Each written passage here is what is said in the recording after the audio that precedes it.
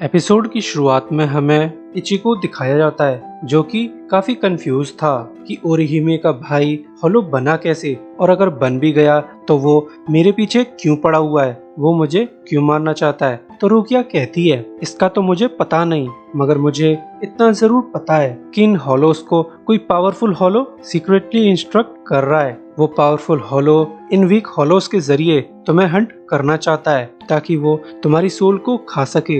इसके बाद इचिगो ये सोचकर वरिड था कि अब उसे ओरिहिमे के भाई से लड़ना होगा। तो रुकिया बोलती है कि गिल्टी फील मत करो, ओरिहिमे का भाई पहले ही मर चुका है, अब तो बस उसकी सोल से बना हुआ होलो घूम रहा है। अगर उसे डिस्ट्रॉय नहीं किया गया वो प्रोबेबली तुम्हारी फैमिली को और इवन ओरिहिमे को भी हर्ट करेगा। मगर तभी रुकिया को आज सुबह का इंसिडेंट याद आ जाता है। जब ओरिहिमे कार एक्सीडेंट से बाल बाल बची थी तो उसे अंदाजा हो जाता है कि इस समय ओरिहिमे खतरे में है। वहीं तात्सुकी और ओरिहिमे अपने फ्रेंडली गॉसिप्स कर रही थी, मगर तभी उन्हें कुछ आवाजें सुनाई देती हैं। तो ये दोनों लेडीज अलर्ट हो जाती हैं, मगर तभी कोई हिडन एंटिटी तात्सुकी पर हमला कर देती है और उसे बुरी तरह से हर्ट करना चालू कर देती है, जो कि असल में ओरिहिमे के भाई का होलो था। और इसी समय ओरिहिमे एक कॉर्नर में ये सब देखकर बहुत डरी हुई थी, मगर स्पेशल पार्ट उसकी बॉडी से एक लॉन्ग चेन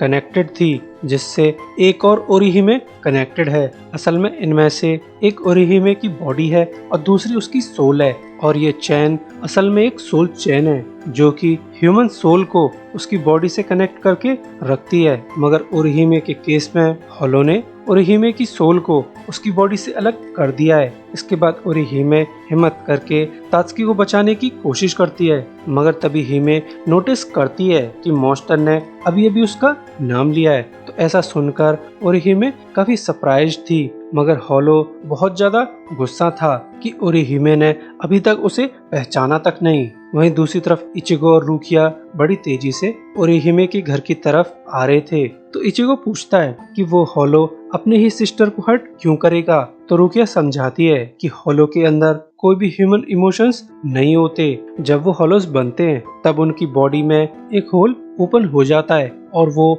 इनकम्प्लीट एंटिटीज बन जाते हैं और अपने आप को पूरा करने के लिए ह्यूमन सोल्स को खाते हैं। वैसे होलोस का कोई भी दिल नहीं होता, तो उनसे इंसानों की तरह बिहेव करने की उम्मीद मत रखो। वहीं जब होलो ओरिहिमे को मारने वाला था तभी इचिगो यहाँ आकर होलो को रोक लेता है, मगर होलो काफी ज्यादा स्मार्ट था। वो डायरेक्ट फाइट करने के बजाय फिर से शेडोज में छुप जाता है। वैसे इचिगो भी कंफ्यूज था कि ओरिहिमे उसे सोल रिपर फॉर्म में कैसे देख सकती है, जो कि नॉर्मल ह्यूमंस के लिए पॉसिबल नहीं है। मगर तभी उसे ओरिहिमे की सोल चैन नजर आती है। तभी उसे रुकिया की बात याद आती है कि सोल रीपर्स स्पिरिचुअल बीइंग्स होते हैं, तो उन्हें सिर्फ स्पिरिचुअल बीइंग्स ही देख सकते हैं, यानी कि सोल्स। तो होलो भी यहाँ आकर बोलता है कि ओरिहिमे मर चुकी है, उसे मैंने अपने हाथों से मारा है। इसके बाद होलो ओरिहिमे की सोल को कैप्चर कर लेता है और उससे पूछता है कि ओरिहिमे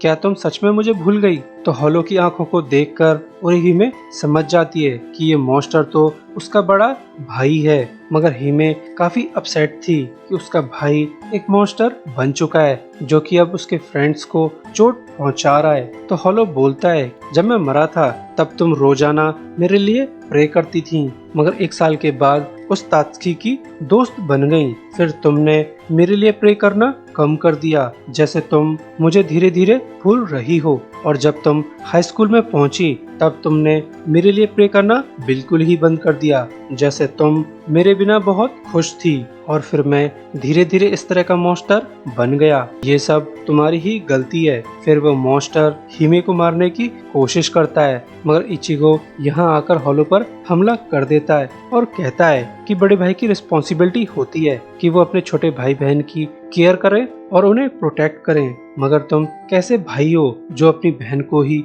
मारना चाहते हो। तो होलो बोलता है कि तुम हमारे बारे में जानते ही क्या हो। मैंने ओरिहिमे को पाल पोस कर बड़ा किया है, मगर उसने मुझे धोखा दे दिया, वो मुझे भूल गई। इसके बाद इन दोनों के बीच फाइट चालू हो जाती है, मगर जब होलो इचिगो को हर्ट करने वाला था तो हिमे सामने से आकर होलो को रोक लेती है और कहती है I am sorry big brother, ये सब मेरी गलती है। मैंने ही आपसे कहा था कि मुझे छोड़कर मत जाइए, जिसकी वजह से आपके दिल में रिग्रेट्स रह गए और फिर आपकी आत्मा को शांति नहीं मिली। मुझे हमेशा से एहसास था कि तुम मेरे आसपास हो, मगर बिग ब्रदर अगर मैं आप पर डिपेंड करती रही तो मैं सेल्फ इंडिपेंडेंट नहीं बन पाऊंगी और फिर तुम्हारी आत्मा को कभी भी शांति नहीं मिलेगी। तो मैं अपने ही तरीके से तुम्हें शो करना चाहती थी कि मैं अब बिल्कुल ठीक हूँ और अब मैं अपनी लाइफ जी सकती हूँ। अब आपको मेरी फिक्र करने की